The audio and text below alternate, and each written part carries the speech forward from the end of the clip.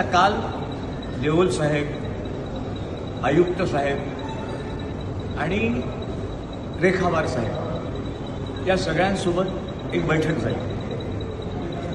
त्या बैठकीत देओल साहेबांनी स्पष्ट सांगितलं की टप्प्याच्या पगाराचे पैसे आहे त्या बजेटमधून काढून या महिन्यात तुम्हाला मिळतील। मग टप्प्याचा पगार, वाढीव टप्प्याचा पगार या महिन्याच्या 25 तारखेपर्यंत पैसे येतील आणि सप्टेंबर पेड इन ऑक्टोबर हा पहिला पगार होईल आणि ऑगस्ट पेड इन सप्टेंबरचा देखील भविष्यात पगार होईल। म्हणजे टप्प्याचा पगार कुठलीही वाट न पाहता या महिन्यात होईल अशी मंत्रालयातली स्थिती आहे।